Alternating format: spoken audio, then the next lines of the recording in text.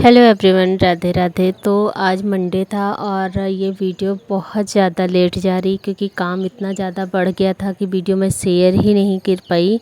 और ये ना मैं बस तैयार हो रही थी सुबह सुबह नहा के, क्योंकि मुझे मंदिर जाना था थोड़ा सा प्रसाद वगैरह चढ़ाने के लिए। तो बस हेयर कॉम्बिंग में लगी थी यहाँ पे। बस हेयर कॉम्बिंग हो जाए, क्योंकि बाल धुलने के बाद थोड़ा सा वक्त लगता है, लेकिन उस टाइम पे आपको घबराना नहीं होता। थोड़ा सा धैर्य रख के बालों में धीरे धीरे करके कंघी करना होता है। और जब भी आप कंघी करें ना, तो एक बात का ध्यान रखें, कंघी हमेशा हल्की सी टेढ़ी करके ना उसके बाद ही कॉम्बिंग करें, क्योंकि खड़ी कंघी जब हम करते हैं ना तो बाल ज़्यादा उलझते हैं। अक्सर लोगों को पता नहीं होता और बाल फंसा लेते हैं, फिर जो बाल है ना वो कुछ ज़्यादा ही गिरते हैं। तो धीरे धीरे करके एकदम टेढ़ी कंघी करके हमें धीरे धीरे सरकाना होता है। तो उससे क्या होता है कि जो बाल हैं वो धीरे धीरे करके सुलझ जाते हैं। देखो, मैं इसलिए बता रही हूँ क्योंकि मेरी भी आदत यही थी कि बस कंघी डालती थी बालों में और खींचना स्टार्ट कर देती थी। फिर मेरी मम्मी जो है ना बोली कि जितना टेढ़ी कंघी करके बालों को सहलाओगी उतनी जल्दी बाल सुलझ जाएंगे। तो मैंने सोचा कि चलो हेयर कॉम्बिंग कर ही रही तो आप लोगों को भी मैं बता दूं इस बात को। तो आज ना थोड़ा सा नींबू वगैरह भी बाल में लगा लिया था, क्योंकि नींबू से ना जो डैंड्रफ होते हैं वो डैंड्रफ भी गायब हो जाते हैं। और एक चीज़ है कि जो जिनके बाल थोड़े से पतले होते हैं ना, थोड़ा सा ज़्यादा मतलब घने घने से दिखते हैं। तो अभी मैंने यहाँ पे जितना भी पूजा का सामान था वो ले लिया है और गांव की मंदिर में ही जाना है मुझको। तो चलो, अभी पतिदेव वेट कर रहे हैं, उन्हीं के साथ मैं जा रही हूँ। और वहाँ का ब्लॉग हो सकता है कि ना शूट कर पाऊँ, क्योंकि अब पतिदेव को दूँगी, वो शूट करते नहीं हैं।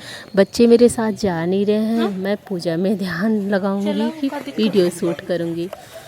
तो चलो, अभी यहाँ पे मैंने अपने ब्लॉग का थोड़ा सा बस शुरुआत किया है। मंदिर जाने से पहले मैंने सोचा कि दिखा देता थोड़ा सा गाँव का नज़ारा। तो घर से निकलते समय ये हुआ कि बस गए और वहाँ से वापस आए।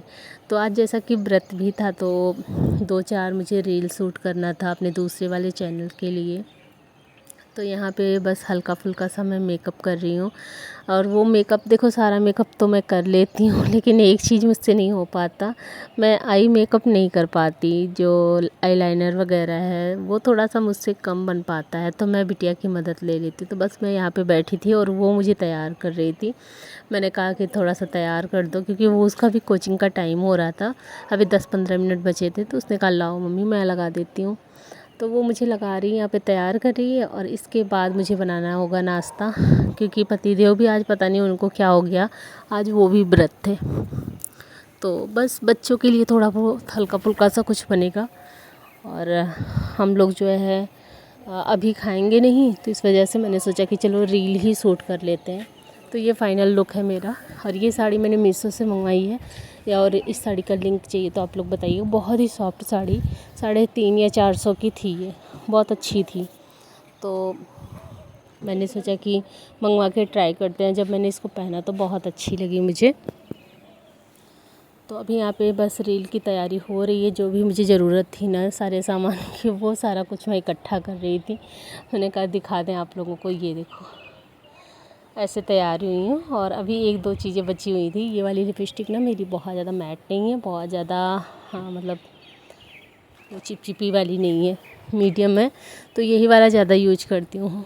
तो अभी सुबह का टाइम था और मैं छत पे टहल रही थी। मैंने कहा चलो आज मैं ना आप सभी को कुछ अलग सा व्लॉग दिखाती हूँ, क्योंकि डेली मैं मॉर्निंग रूटीन इवनिंग रूटीन ही दिखाती हूँ आप लोगों को।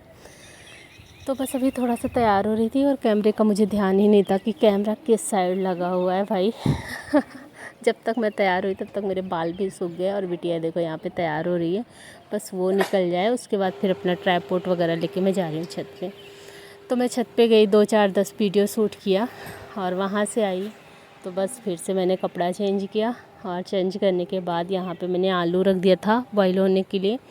आलू बॉईल हो चुका है और मुझे अपने लिए ना बनाना है चाय, साबूदाना और आलू मुझे बनाना है टिक्की। तो बस यही सारी चीज़ें बनानी है। तो यहाँ पे ये है साबूदाना और यहाँ मैंने दूध रख दिया है उबलने के लिए, उसी में बनाऊँगी। और ये मैंने सेक रखी है टिक्की। बस घी डाल के थोड़ा सा सेंधा नमक, काली मिर्च वगैरह उसमें मिला के सादी टिक्की बना रही हूँ। टमाटर की चटनी के साथ आप खाएं, चाहे तो चाय के साथ ऐसे ही बाइट ले लेके मतलब एक एक करके खाएं। तभी 2-3 टिक्कियाँ यहाँ पे बची हुई थी, तो सौर्यांश से मैंने पूछा कि तुम खाओगे? उसने कहा हाँ। तो भाई बच्चे तो ऐसे खाएंगे नहीं, तो इसी टिक्की को ना मैं थोड़ा सा उसके तरीके से मैं सजा दे रही हूँ। यहाँ पे उसने नमकीन डाल लिया है और उसके बाद मैंने कटी हुई प्याज डाल दी। इस पर केचप, ग्रीन वाला और लाल वाला, तो दोनों केचप हो जाएगा।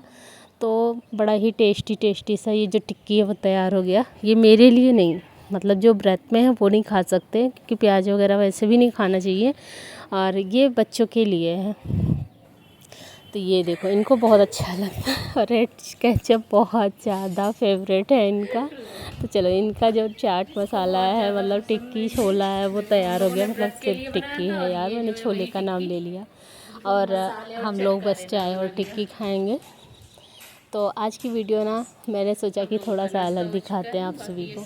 आप लोगों ने बहुत अच्छा सपोर्ट किया, इसी तरीके से अपना सपोर्ट बनाए रखें, और कोशिश करूँगी कि अच्छे व्लॉग आप सभी के साथ शेयर करूँ।